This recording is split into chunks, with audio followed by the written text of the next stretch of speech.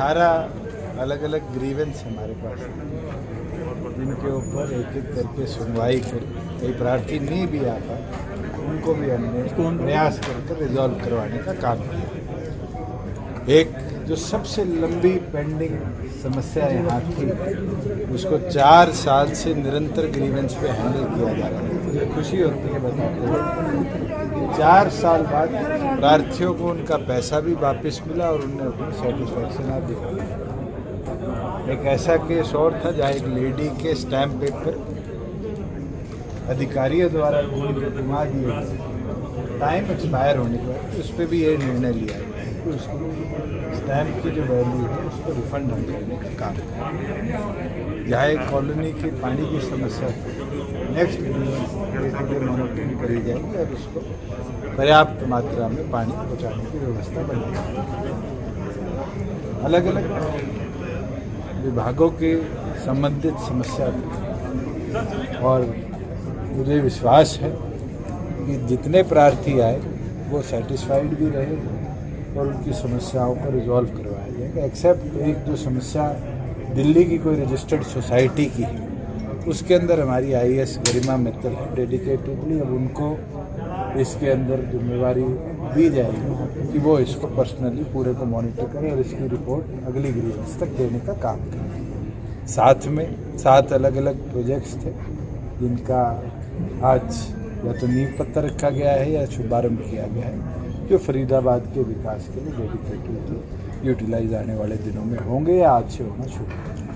कितना कमी जो बढ़ती जा रही है, मुख्यमंत्री ने प्रधानमंत्री को चिट्ठी लिखी है, ऐसे में हरियाणा में बिजली की कमी हो सकती है। हमारे पास आज के दिन भी 22 दिनों का कोयला पर्याप्त मात्रा में हमारे अलग अलग थर्मल में पड़ा है और मानसून क्योंकि लगभग पूरे देश भर में समाप्त हो चुकी है। हमें उम्मीद है कि अगले 10-12 दिन में जो फ्लो ऑफ कोल है वो रेगुलर रहे।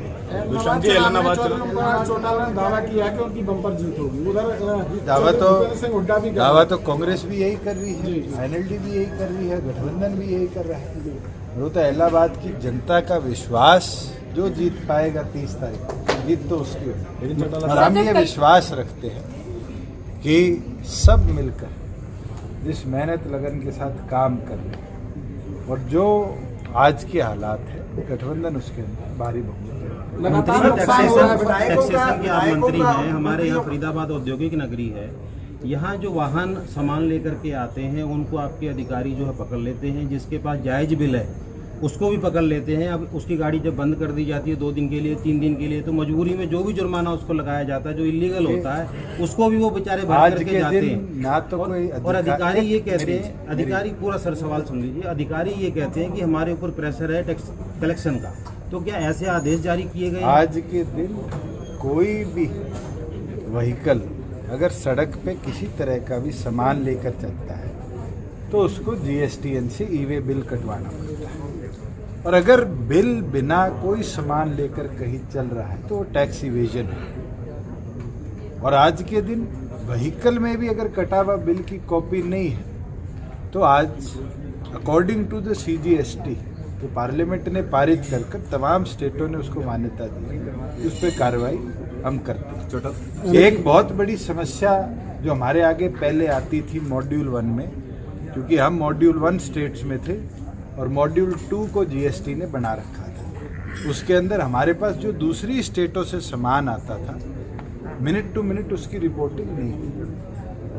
31 जून के बाद 1 जुलाई से प्रदेश भर में मॉड्यूल 2 को हमने अपनाया और मॉड्यूल 2 को अपनाने के बाद इसकी मॉनिटरिंग बढ़ी। फेक फर्में, फेक इनवॉइसेस जो दिल्ली से, उत्तर प्रदेश से, राजस्थान से, पंजाब से, हिमाचल से, हमारे सटे हुए तमाम राज्यों से जो व्हीकल्स के माध्यम से हमारे स्टेट में आते थे और उसकी इमीडिएट ट्रैकिंग नहीं हो पाती थी, उसके कारण डिलेज हो। ये समस्या मेरे सामने भी आई थी और इसको हमने सख्ती के साथ निपटने के आदेश दिए हैं। स्पेशलाइज एक यूनिट हमने, एक IRS ऑफिसर है, एडिशनल एक्साइज टैक्सेशन कमीशन, उनके अंदर बनाया है जो इस पूरे मामले को मॉनिटर कर रहे हैं। और आपको बताते हुए खुशी होती है कि एक पिज़्ज़ा कॉर्नर भी 1.5 करोड़ की सेल करता था जोमेटो से और सरकार को 5% की बजाय 1% टैक्स देता था। अब हमने जीएसटी काउंसिल में ले जाकर ये निर्णय भी करवा दिया कि जितनी ई कॉमर्स वेबसाइट्स हैं वो भी एट सोर्स पूरा टैक्स स्टेट को दें। आज के दिन अगर आप किसी भी कंज्यूमर से प्रोडक्ट के ऊपर पूरा टैक्स लेते हैं और टैक्स की चोरी करते हैं तो आपके खिलाफ सख्त कार्रवाई इस कानून बावजूद के जो चीजें हो रही हैं, मेरा सवाल उस संदर्भ में था जिनके पास सारे अगर कागज हैं, आपके सारी पास चीजें हैं कोई स्पेसिफिक ऐसा केस है जी। तो आप मेरे आगे पुटअप कर दीजिए, मैं उस अधिकारी के विरुद्ध भी नहीं सकता। सर, नगर निगम की बात कर जाए हरियाणा का हुआ है एक जनाब और मजदूर भी वहाँ से पलायन आपने मेरे करने को शुरुआत नहीं समझी। चलो नगर निगम 200 करोड़ रुपए का घोटाले का मामला है, लगातार उसकी जांच भी चल रही है, लगभग 1 साल के आसपास हो गया इसको। सर, बिजनेस जांच पूरी होने को नहीं देती, कई बिजनेस जांच पेंडिंग पड़ी हुई है। मेरे संज्ञान में ना तो ये मामला आया, अगर डिटेल दोगे तो मैं जरूर इस पर सर इलाहाबाद चुनाव की बात कर रहे हैं आप, जीत की बात कर रहे हैं इलाहाबाद चुनाव पर, तो जिस तरीके से किसानों को लगातार विरोध कर रहे हैं आपके कैंडिडेट का, क्या लगता है उससे? विरोध करना सबका अधिकार है। मैं तो एक चीज कह सकता हूँ, आज आप लोग चैनल पे अखबार में काम करते हैं, आपका भी विरोध यूट्यूब और ब्लॉग वाले कर देते हैं, आप उनका विरोध कर देते हैं। विरोध तो सबका अधिकार है, संविधान ही अधिकार देता है। मगर अगर चुनावी प्रक्रिया के अंदर कोई विरोध के माध्यम से बाधा डाले तो उसके खिलाफ इलेक्शन कमीशन सख्त कार्रवाई। आप जाएंगे पहली बार आपने सड़क का उद्घाटन किया था। पार्टी अपने अपनी ड्यूटियां लगाएगी, पीछे बैठक थी उद्योग यहाँ उद्घाटन की गई सड़कें 3 साल तक नहीं बनती सर, आज आपने पहली बार उद्घाटन किया है कि ये सड़कें कब तक बनेंगी सर? जिस काम शुरू हो गया उनका सड़कों पर आज सड़कें में दिखा सकता हूँ 3 साल पहले उद्घाटन हुआ है नहीं। ये विश्वास आप रख लो कि टाइम बाउंड अगर वो 12 महीने 15 महीने का है तो 15 महीने बाद आप ही आके उसकी वीडियो दिखाना कि काम कंप्लीट है। सर जिन परियोजनाओं का उद्घाटन किया गया है, कोटे से भर्ती हुए हैं, उनका आरोप है कि हमारे साथ प्रमोशन में भेदभाव किया जा रहा है। अभी 3 दिन पहले ये उन डीएसपीओ ने स्टेटमेंट जारी की थी, उनके साथ में भेदभाव क्यों? तो होम डिपार्टमेंट जवाब दे।